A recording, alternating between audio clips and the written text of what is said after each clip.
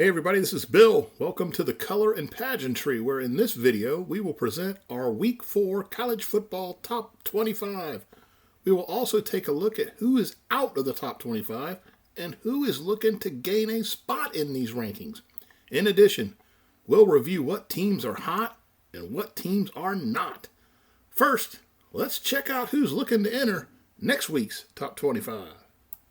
Well, one team looking to get in is the Florida Gators. Now, they've got 2 losses. They lost at Tennessee this past weekend. They played fairly well, but they did get beat by the Volunteers, who got a very strong team, at least offensively.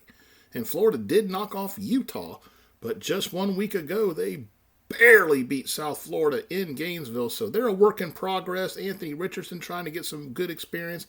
They may get better down the road, so look for them to potentially enter the top 25. Washington State is playing very well. They did lose against Oregon this weekend, but a tough game for them, but they're better than we thought for sure. Oregon State played USC very tough, so we look for Oregon State to potentially be a factor in the Pac-12 divisional race out there. Cincinnati is fairly good. Pittsburgh is looking good. Syracuse 4-0, but they barely got by Virginia at home. We're going to keep our eye on them. They got a fantastic running back. LSU, TCU, Mississippi State's a pretty good football team, and Texas Tech has been impressive as well. Texas, Maryland, Notre Dame, and Tulane round out the group of people trying to get in. We mentioned Tulane. They beat Kansas State in Manhattan 2 weeks ago, and we saw what Kansas State did this past weekend to the Oklahoma Sooners. So we got our eye on them. Willie Fritz down there at Tulane. So who's hot? Minnesota. And PJ Flatts, who's hot. Minnesota crushed Michigan State running away. Now, we're not quite sure just how good the Gophers are, but as we noted in our preseason Big Ten preview, which we'll link to in the comments section below, the description area, the Gopher schedule is very favorable, and they're in a great position amongst the wreckage in the Big Ten West to win that division and potentially, good grief, get to the playoff. Minnesota, wow. Great job by the Gophers so far. Now, who's not hot?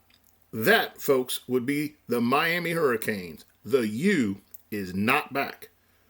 Now, beaten soundly in each phase of the game by Middle Tennessee State in Miami in front of a sparse crowd sounds a multitude of alarms. Now, Hurricanes quarterback Tyler Van Dyke, who many people thought to be quite good, has underperformed, and he got benched in this game. I don't know if he's injured or what's going on. Read his press clippings, what have you, but he has not been performing well. Now, the Hurricane lines got pushed around, which is unusual, and the secondary looked inept. Now, Cristobal, he's got a ton of work to do, and he lost some goodwill with this loss. With ACC schools seemingly wanting to impress for the next wave of conference alignment, this was not a good look for the Miami Hurricanes. We do want to shout out to Adrian Martinez, the embattled Nebraska transfer, who had a breakout game for the Kansas State Wildcats as they defeated another highly ranked Oklahoma team. Now, they've won 3 out of 4 against OU. I'm not sure how this is happening, but it certainly is.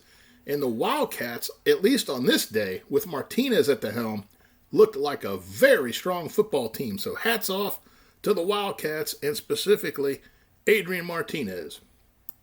In the 10th spot, we've got Tennessee, a very strong offensive football team. Quarterback Hendon Hooker is tremendous. Got it like the Vols so far. They're 4-0. The schedule does pick up for them. Penn State playing very well as 11th. Ole Miss is struggling a little bit. We need to see more from them, but they're at 12. Oregon has that loss to Georgia, but been playing well ever since. They're 13th. Washington, surprising many out there, just really playing really good football. They're at UCLA on Friday this week. Minnesota, the Golden Gophers, very impressive against Michigan State. Baylor's at 16. They're a good one-loss team. Watching them. Utah trying to get back. They did lose their talented tight end this week. I think that's going to hurt them. Florida State is 18th. The Seminoles playing very well right now. The schedule picks up for them too. They'll have a chance. A&M is 19th. They defeated Arkansas, who's 20th. Arkansas had a chance to win, did not execute. Brigham Young is 21st, a very physical and good football team.